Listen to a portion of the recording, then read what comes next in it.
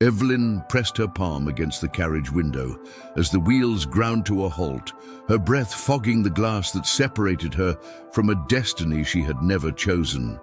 The castle loomed before her like a promise wrapped in shadows, its towers piercing the twilight sky with an arrogance that made her stomach clench. She had arrived as a bride by correspondence, her future sealed with ink and wax by hands that had never touched hers, her heart promised to a lord she had never seen.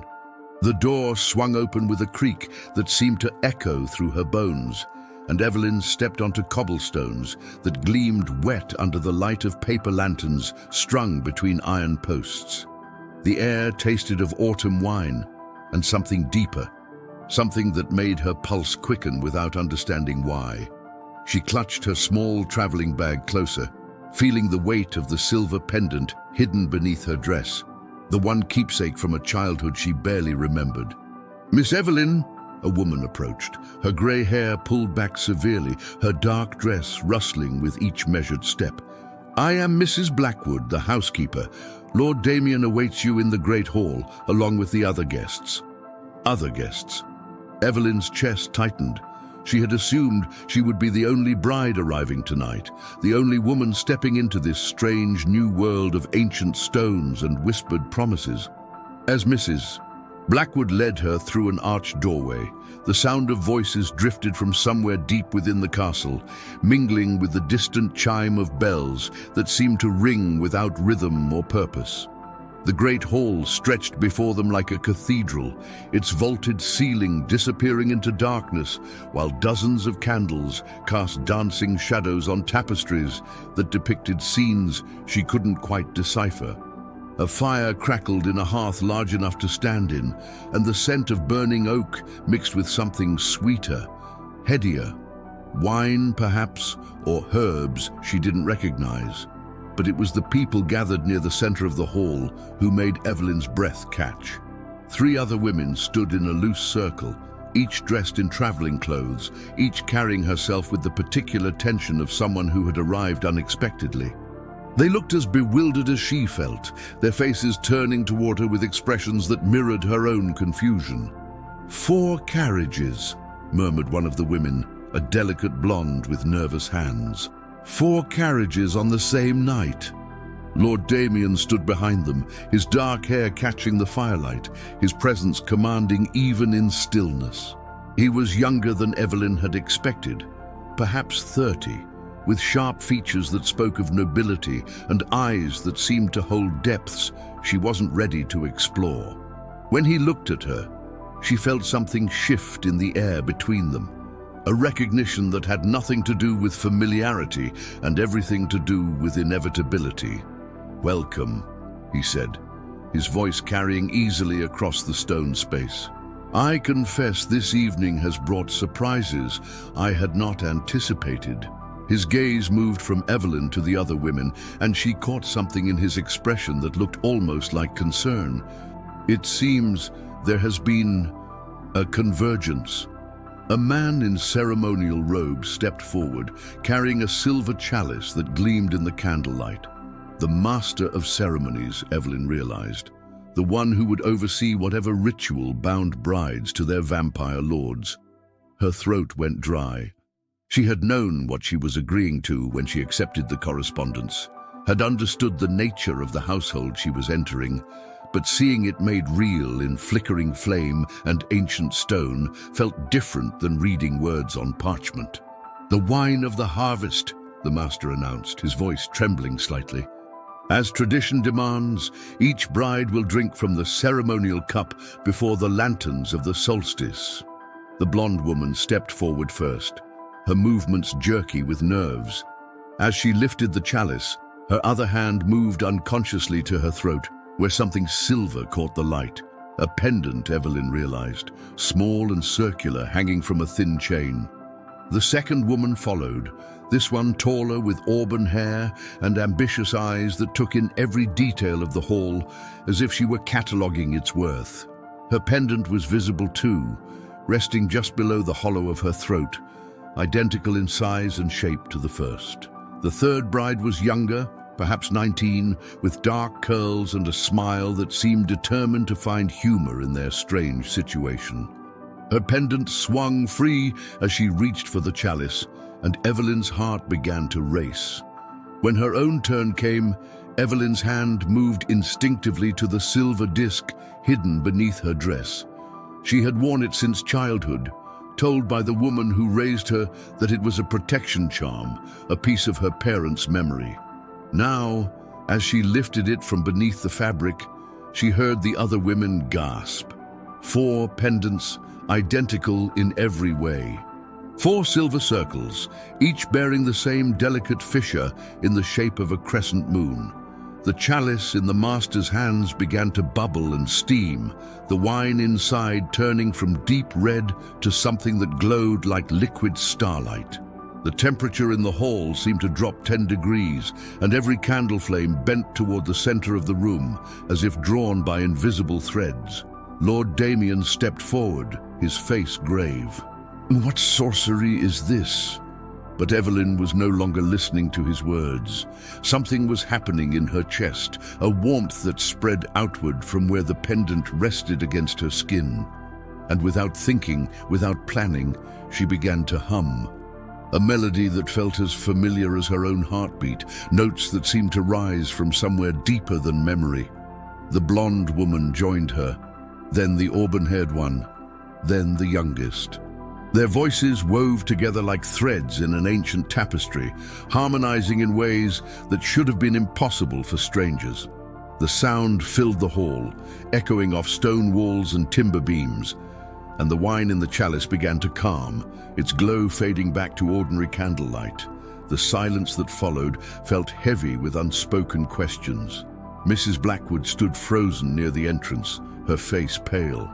The master of ceremonies clutched the chalice with white knuckles, his ceremonial robes trembling. Even Lord Damien, who surely must have seen centuries of strange occurrences, looked shaken. "The same song," whispered the youngest bride, her voice barely audible. "We all know the same song." Evelyn's mind raced. 4 letters of correspondence, all arriving in different villages on different days, all promising marriage to different lords in the same castle. 4 identical pendants worn by women who had never met. 4 voices that harmonized as if they had been singing together since birth. "There are no coincidences in matters of the heart," Lord Damien said finally, his words measured and careful. "But there are secrets that run deeper than individual desire." He looked at each of them in turn, and Evelyn felt the weight of his attention like a physical touch. "It seems the 4 of you share more than a wedding date." The auburn-haired woman stepped forward, her ambitious nature overriding her confusion. "I am Isabella. I came here from Millbrook Village in response to a letter promising marriage to Lord Adrian." She gestured toward one of the shadowed alcoves, where other figures stood watching. "But I see now that I am not the only bride, nor the only one carrying mysteries I don't understand." The blonde woman nodded nervously. "I'm Helena, promised to Lord Lucian. The letter came through a traveling scribe who said he had been hired to find suitable wives for the lords of this region." Her fingers worried at her pendant. "But no one told me there would be others." The youngest bride's smile had faded to something more serious. "Serena," she said simply, "my letter mentioned Lord Marcus, and like the others, it came through the same scribe. A man with ink-stained fingers and eyes that never quite met mine directly." All 3 looked at Evelyn expectantly. She found her voice, though it felt strange in her throat. "Evelyn, and I was promised to Lord Damien." She met his gaze directly, seeing something flicker in those dark eyes. "But it seems our promises were made under circumstances none of us fully understood." Lord Damien moved closer, and Evelyn caught the scent of cedar and something else, something that made her think of midnight and deep water. "The scribe you mentioned," he said, "did he carry any particular mark or seal?" Helena fumbled in her traveling bag and produced a letter, its paper yellowed and formal. On the reverse, pressed into the wax, was a broken crest, split down the middle as if it had been deliberately damaged. Isabella and Serena produced their own letters, and Evelyn retrieved hers from her coat pocket. 4 different pieces of correspondence, 4 different promises of marriage and alliance, but each bearing the same broken seal. "This changes things considerably," Lord Damien murmured, studying the letters with growing concern. "A broken crest suggests a fractured house, a bloodline that has been interrupted." He looked up at them, and Evelyn saw something in his expression that might have been protection, or perhaps recognition of a responsibility he hadn't expected to bear. Mrs. Blackwood stepped forward from her position near the door. "My lord, if I may?" Her voice was steady despite her obvious discomfort. "There are rooms prepared in the East Wing. Perhaps the ladies would benefit from rest while these matters are investigated." But Evelyn wasn't ready to be dismissed, not when questions were multiplying faster than answers. "The song we sang," she said, addressing the other women. "Do you remember learning it? Do you remember who taught it to you?" Helena shook her head slowly. "I've known it forever, it seems, like a lullaby that lives in my bones." "The same," Isabella agreed, though her voice held frustration. "But I never questioned it until tonight. Now it feels like a key I've been carrying without knowing what door it opens." Serena's expression was thoughtful. "My guardian used to hum it while she worked in the kitchen. She said it was a song for protection, for keeping safe things that were precious." She looked at her pendant, then at each of theirs in turn. "Perhaps we were the precious things." The weight of that possibility settled over them like a heavy cloak. Evelyn felt a chill that had nothing to do with the castle's stone walls, and everything to do with the growing certainty that their arrival here was neither coincidence nor simple correspondence. They had been guided, perhaps even manipulated, into this convergence. "The East Wing," Lord Damien said finally, his voice carrying an authority that brooked no argument. "But you will not be separated far from one another. Whatever brings you together seems to require proximity." He nodded to Mrs. Blackwood, who curtsied slightly before gesturing for them to follow. As they walked through corridors lined with portraits whose eyes seemed to track their movement, Evelyn found herself walking beside Lord Damien. He moved with the fluid grace of someone accustomed to navigating in darkness, his presence both reassuring and unsettling. "You're afraid," he observed, his voice pitched low enough that only she could hear. Evelyn considered denying it, then decided honesty might serve her better. "Wouldn't you be? Everything I thought I knew about my life has been called into question in the space of an hour." "Fear can be wisdom," he replied, "but don't let it paralyze you. The 4 of you together seem to have power that none of you possess alone. That could be your greatest protection, or your greatest danger." The east wing of the castle felt different from the Great Hall, where the main areas seemed designed to impress and intimidate. These corridors felt almost intimate, with lower ceilings and warmer colors. Mrs. Blackwood led them to 4 rooms, arranged around a small common area with comfortable chairs and a fireplace that crackled welcomingly. "You'll be close enough to speak easily," the housekeeper said, her tone suggesting she understood their need for proximity, even if she didn't understand its cause. "Dinner will be served in an hour, should you wish to join the household. Otherwise, trays can be brought to your rooms." After she left, the 4 women stood in uncertain silence. It was Serena who spoke first, her youthful humor reasserting itself. "Well, this is certainly more interesting than the quiet marriage I was expecting." Helena's laugh was shaky, but genuine. "Quiet is apparently not our destiny." Isabella moved to one of the windows, gazing out at the grounds visible in the moonlight. "We need answers," she said with characteristic directness, "and I suspect we're the only ones who can find them." Evelyn nodded, feeling something settle in her chest that might have been resolution. "Then we find them together. Whatever brought us here, whatever connects us, we face it as sisters in circumstance, if nothing else."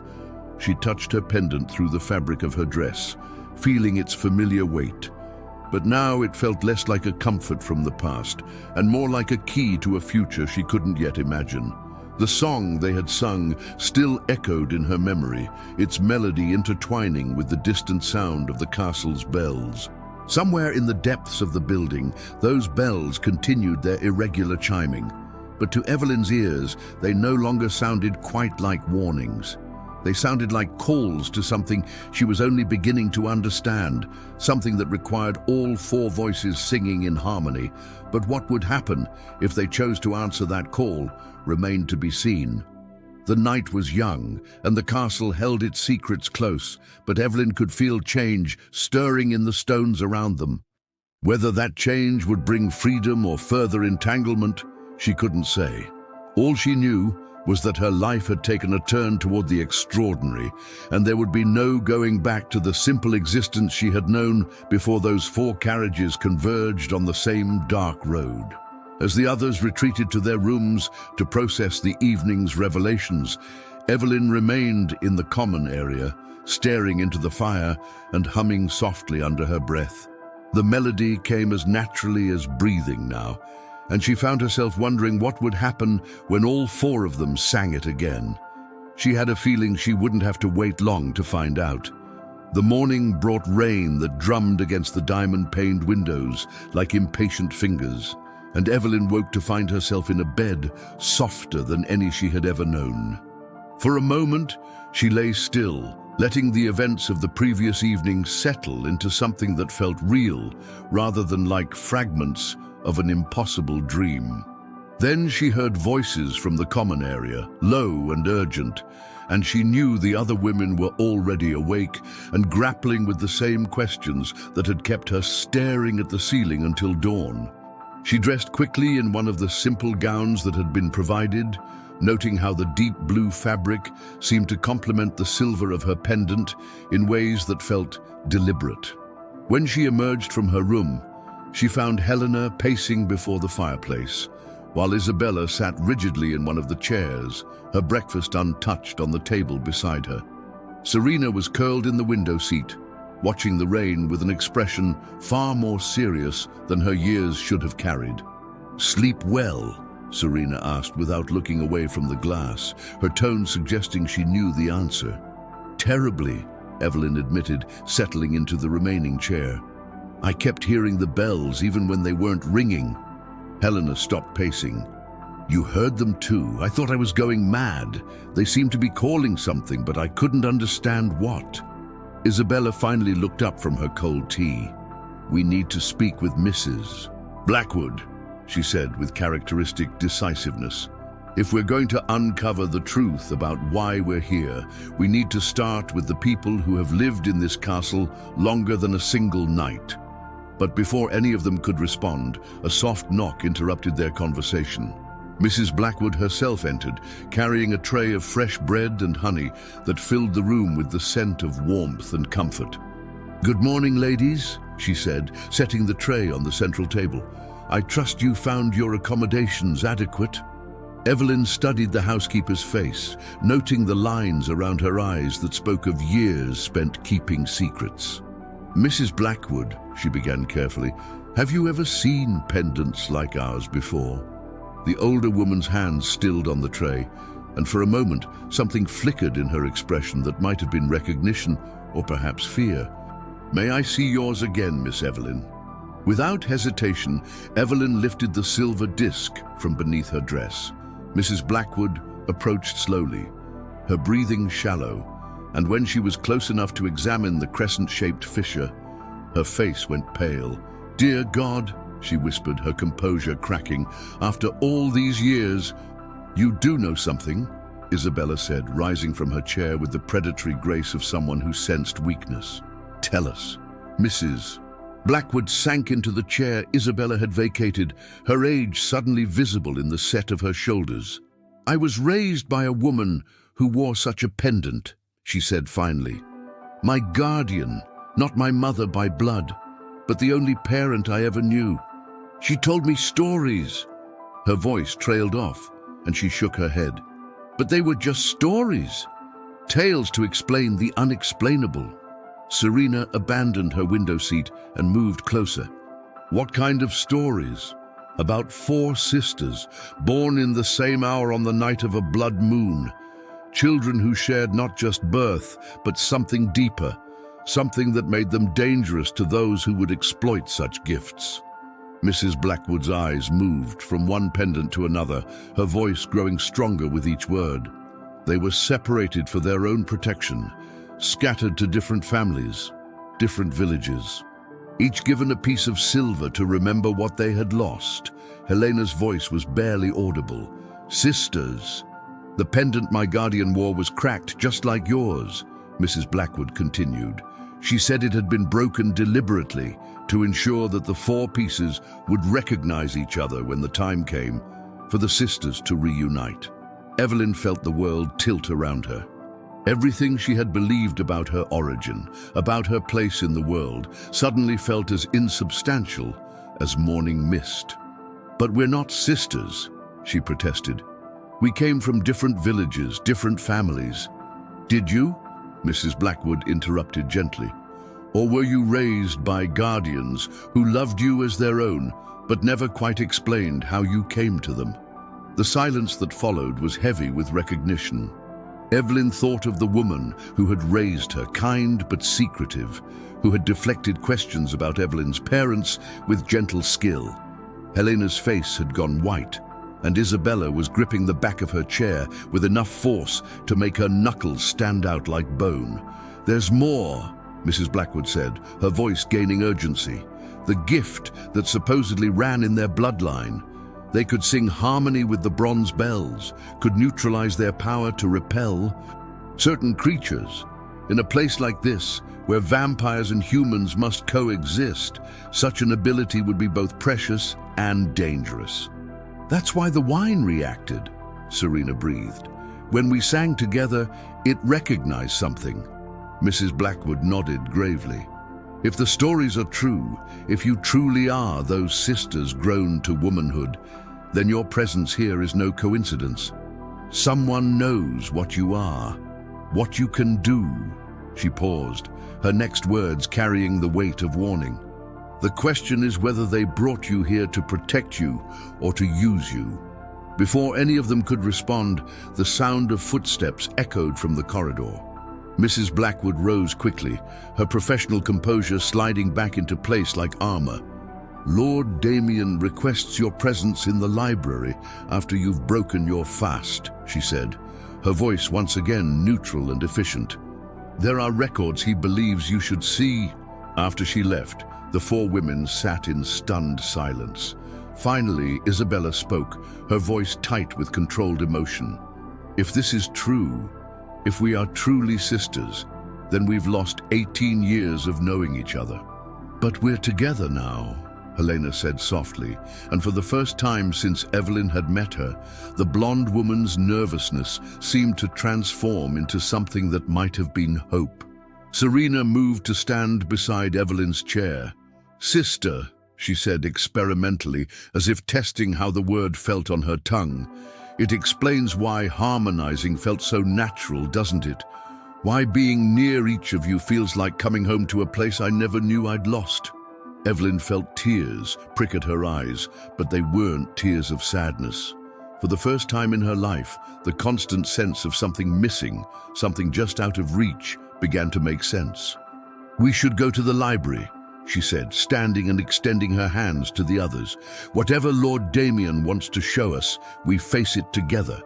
The library was a cathedral of knowledge, with shelves that stretched toward a vaulted ceiling and windows that let in grey morning light to dance across leather-bound volumes and rolled parchments. Lord Damien stood beside a massive oak table where several books lay open, their pages yellowed with age. He looked up as they entered, and Evelyn caught something in his expression that hadn't been there the night before. Respect, perhaps, or the acknowledgement of equals rather than subjects. "Mrs. Blackwood tells me she has shared certain possibilities with you," he said without preamble. "I thought you should see the records that support her story." He gestured to the open books, and as they approached, Evelyn could see that the pages were filled with flowing script in a language that looked almost familiar, accompanied by illustrations that made her breath catch. 4 young women standing in a circle, their hands raised toward a crescent moon. 4 pendants arranged to form a complete circle. 4 voices represented by flowing lines that wove together like a visual representation of harmony. "These are the chronicles of the Moonborn," Lord Damien explained, his finger tracing the elegant script. "Written by the court scholars 3 decades ago, when the original pact was made between your birth family and the vampire lords of this region." Isabella leaned closer, her ambitious nature overriding her shock. "What kind of pact?" "Protection in exchange for service," he replied simply. "Your parents, your birth parents, were threatened by those who would have enslaved or destroyed their children for the power you carried. The vampire lords offered sanctuary, but at a price. The 4 of you would be raised separately, safely, until you came of age. Then you would return to fulfill the original purpose of your gift." Helena's voice was small. "Which is?" Lord Damien turned to another page, this one showing the detailed architecture of a bell tower.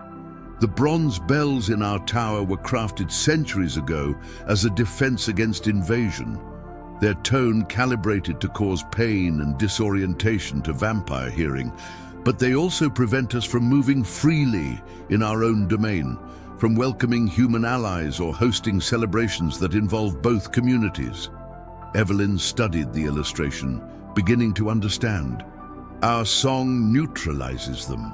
More than that," he corrected, "your harmony transforms them from weapons of division into instruments of unity. With your gift willingly given, the barriers between our peoples can finally be lowered." "Willingly given," Serena repeated, her young face showing wisdom beyond her years. "That's the key, isn't it? Our parents made a pact, but we have to choose to honor it." Lord Damien nodded, and Evelyn saw something in his dark eyes that might have been admiration. "Precisely. No magic is binding without genuine consent. The marriages that were arranged were meant to ensure your comfort and security while you decided whether to accept your heritage, but they cannot compel you to use abilities you don't wish to share." Isabella straightened, her expression hardening. "And if we refuse? If we choose to leave and live as ordinary women, then you leave," he said simply. "The castle will provide you with whatever resources you need to establish yourselves wherever you choose to go. Your parents' sacrifice will have at least ensured your safety to adulthood." The honesty in his voice was unmistakable, and Evelyn felt some of her wariness begin to ease. This was not a trap or a manipulation, at least not entirely. It was an offer, presented with the respect due to adults capable of making their own choices. "But there's more to consider," Lord Damien continued, turning to yet another page. This illustration showed chaos, human figures fleeing while vampires and other creatures stalked through burning villages. The division maintained by the bells doesn't just affect this castle. It resonates throughout the region, maintaining barriers that some would prefer to see destroyed entirely. Helena moved closer to study the disturbing images. Who would want that? Those who profit from conflict. Humans who gain power by positioning themselves as the only protection against vampire predation. Vampires who prefer the old ways, when humans were considered prey rather than potential partners. His expression darkened. There are factions on both sides who would see the bells silenced, not to create unity, but to enable conquest. Evelyn felt a chill that had nothing to do with the castle's stone walls. "And they know about us, about what we can do. The scribe who delivered your letters was not chosen at random," Lord Damien admitted. "He has been compromised, his loyalty bought by promises of gold and position. We believe he was instructed to ensure all 4 of you arrived on the same night when the bell's power peaks with the solstice." "A trap," Isabella said flatly. "Potentially, or an opportunity, depending on what you choose to do with the knowledge you now possess." He closed the chronicles carefully, his movements deliberate. The bells will ring their strongest tonight as the solstice reaches its height. If you choose to sing, if you harmonize together as you did last evening, the effect will be permanent. The barriers will fall for better or worse. Serena's hand moved unconsciously to her pendant. And if we don't, the opportunity passes for another year. The bells maintain their power, the divisions remain in place, and you are free to leave or stay as ordinary residents of an extraordinary household. The weight of choice settled over them like a heavy cloak. Evelyn looked at each of her newly discovered sisters, seeing her own conflict reflected in their faces. Helena wanted safety above all else, that much was clear. Isabella was calculating the potential for power and position. Serena seemed torn between adventure and caution. But what did Evelyn herself want? For 18 years, she had lived with the sense that she was meant for something more than the quiet life she had known. Now that purpose was being offered to her, but with consequences she couldn't fully predict. "We need time," she said finally. "Time to discuss this among ourselves, to understand what we're truly being asked to consider." Lord Damien nodded. "Of course, but I should warn you, the compound is not as secure as it appears. The scribe who brought your letters has contacts here, people who report your activities to interested parties. Whatever you decide, you may not have as much time as you would like." As if summoned by his words, the sound of bells began to echo from the tower, their bronze voices carrying across the castle grounds with a resonance that made Evelyn's teeth ache. But underneath the metallic chiming, she could hear something else, the faint harmony of 4 voices calling to something deep in her chest. Her sisters heard it too. Helena pressed her hands to her ears, while Isabella's eyes widened with recognition. Serena moved closer to the window, as if trying to locate the source of the phantom song. "It's starting," Lord Damien said grimly. "The bells know you're here. They're calling to your gift whether you choose to answer or not." Evelyn felt the pendant at her throat grow warm. And when she looked at her sisters, she could see the same silver light beginning to glow through their clothes. Whatever choice they made, it would have to be soon.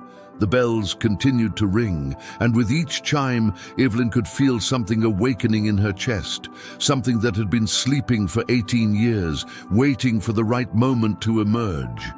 But whether that awakening would bring salvation or destruction remained to be seen. The afternoon sun broke through the rain clouds, just as Evelyn and her sisters returned to their chambers. But the light felt different now, charged with the weight of revelations and approaching decisions. The bells had fallen silent after Lord Damien's warning, but their absence felt more ominous than their ringing. It was the silence before a storm that would reshape everything. "We need to talk about what happens if we refuse," Isabella said, without preamble, as soon as they were alone in the common room. Her ambitious nature had shifted into something harder, more calculating. "Lord Damien says we're free to leave, but are we really? We know too much now. We've seen too much." Helena was wrapping her arms around herself, as if she could hold her fear in check through physical pressure. "Maybe that's exactly why we should go. Find someplace quiet, someplace safe, and live normal lives." "Normal?" Serena's laugh held no humor. "Helena, we glowed last night. Our pendants lit up like stars, and our voices made ancient wine boil. I don't think normal is an option anymore, whether we stay or go." Evelyn moved to the window, looking out at the castle grounds where servants moved about their daily tasks with practiced efficiency. Everything looked so ordinary, so peaceful, but she could feel the undercurrents of power and danger flowing beneath the surface like underground rivers. "The question isn't whether we can return to normal," she said quietly. "The question is whether we can live with ourselves if we walk away from people who need our help." "Help?" Isabella's voice sharpened. "Or are we just convenient tools for Lord Damien's political goals?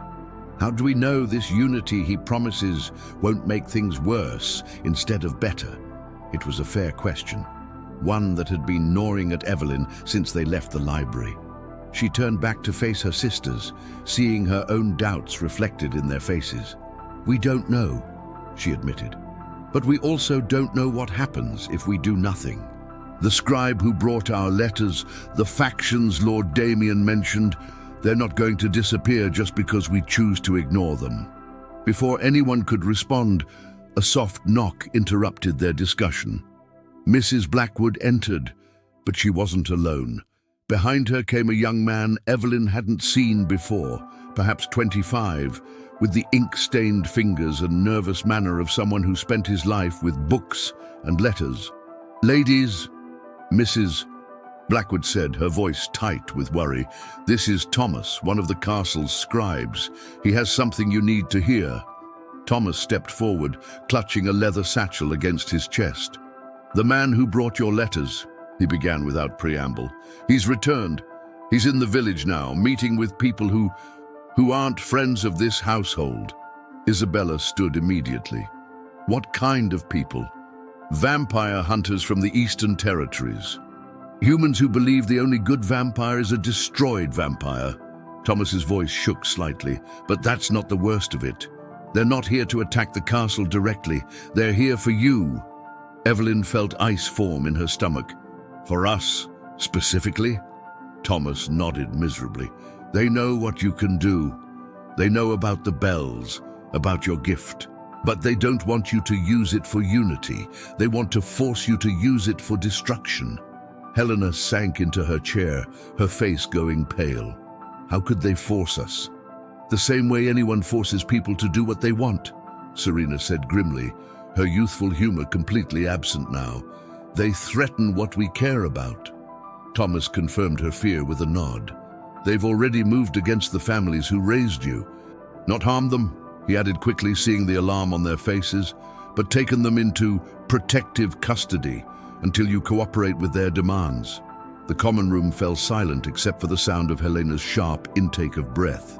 Evelyn felt rage rise in her chest, hot and clean and focused. The woman who had raised her, who had given her love and safety for 18 years, was being held because of who Evelyn was, because of power she had never asked for. "What do they want us to do?" she asked, her voice deadly quiet. "Sing at the bells tonight, just as Lord Damien hopes," Thomas explained, "but not to create harmony.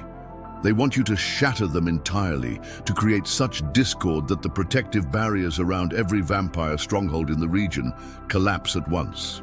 Isabella was pacing now, her mind clearly working through the implications. That would leave every vampire household vulnerable to coordinated attack. Exactly. They're calling it the Night of Bronze Silence. Every vampire lord, every mixed household, every human who has chosen to ally with vampire communities, all of them would be defenseless. Mrs. Blackwood spoke for the first time since entering. "It would be genocide," she said simply, "and the end of centuries of careful peace-building." Evelyn looked at each of her sisters, seeing the same realization dawning in their eyes. They weren't just being asked to choose between personal freedom and duty anymore. They were being forced to choose sides in a war they had never wanted to fight. "There's something else," Thomas continued reluctantly. "The man who brought your letters, the one working with the hunters, he's not just a hired scribe. His name is Marcus Webb, and he's Helena's blood brother." Helena jerked, as if she'd been struck. "That's impossible. I don't have a brother." "You did," Mrs. Blackwood said gently.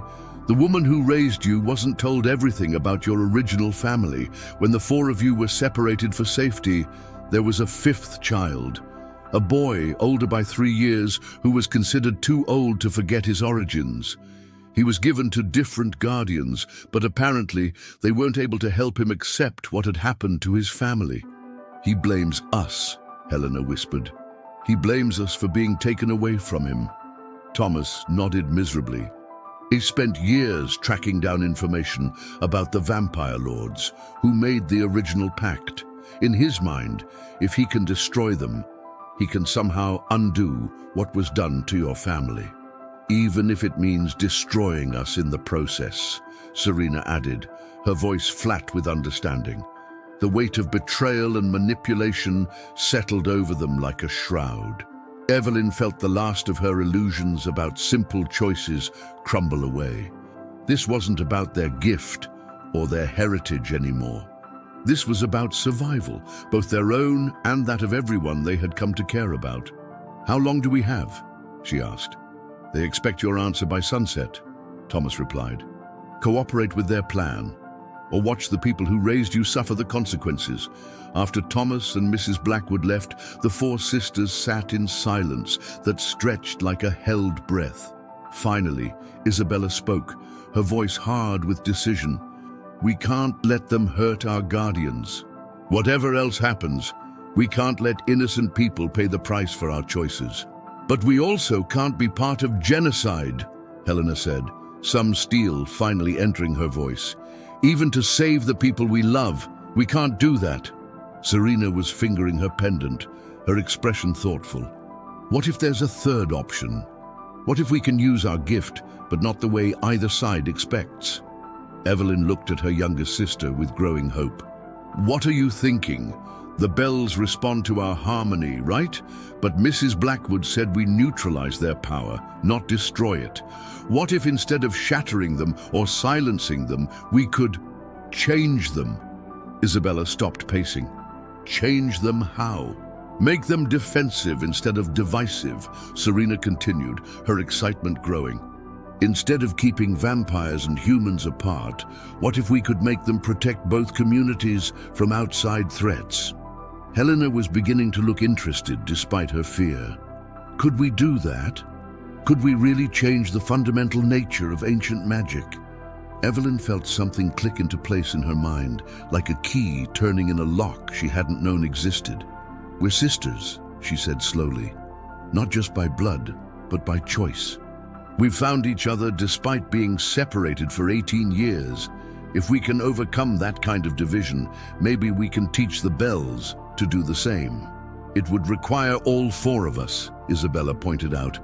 "Perfect harmony, perfect trust, perfect unity of purpose." "Do we have that?" Helena asked quietly.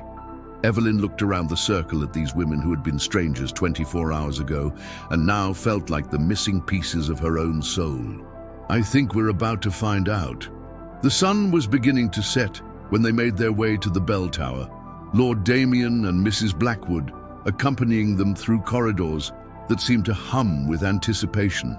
The castle itself felt alive around them, as if the stones were holding their breath for what was to come. "The hunters are gathering in the village," Lord Damien reported as they climbed the spiral stairs. "Marcus Webb is with them, and they have siege equipment prepared in case you refuse to cooperate, but they don't know about your alternative plan." "Will it work?" Helena asked, her nervousness returning now that the moment was approaching. "Honestly, I don't know," he admitted. "Magic this old, this fundamental, doesn't change easily. But if anyone can reshape it, it would be the four voices it was designed to respond to."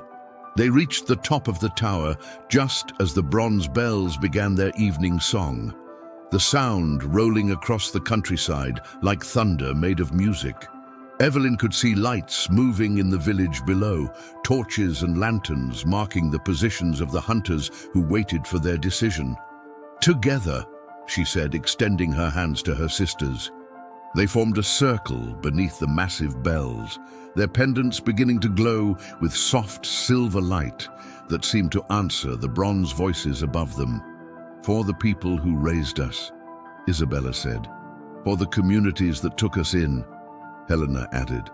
"For the future we choose to build," Serena concluded.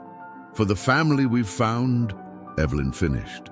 They began to sing, their voices weaving together in the ancient lullaby that had lived in their hearts since childhood. But this time, they sang with full knowledge of what they were and what they could do. This time, they sang not to neutralize or destroy, but to transform. The bells responded immediately, their bronze voices shifting from harsh clanging to something that sounded almost like melody. The light from their pendants grew stronger, rising up to touch the metal above them, and Evelyn felt power flowing through their joined hands like liquid starlight. In the village below, she could see the hunters hesitating, confused by the change in the bell's song. This wasn't the discord they had expected, nor the silence Lord Damien had hoped for. This was something entirely new. The bells sang of protection without division, of strength that didn't require the weakening of others. They sang of communities that could stand together against common threats while still maintaining their unique identities. They sang of harmony that didn't erase differences but celebrated them. And as their song spread across the countryside, carried by wind and magic to every vampire stronghold and human village in the region, Evelyn felt the barriers that had divided the communities for centuries begin to shift and change, not destroyed, but transformed into something that could protect all people from those who would harm them. The hunters in the village below were retreating now, their equipment useless against defenses that protected everyone rather than excluding anyone. Marcus Webb stood alone in the village square, staring up at the tower where his sisters sang their new reality into existence. "It's working," Helena breathed, tears streaming down her face. "It's beautiful," Serena added, her young voice full of wonder. Isabella's grip tightened on their joined hands. "It's home," she said simply. Evelyn felt the truth of that statement resonate in her chest. This castle, these people, this life they were building together. It was home in a way she had never experienced before, not because it was safe or comfortable, but because it was chosen.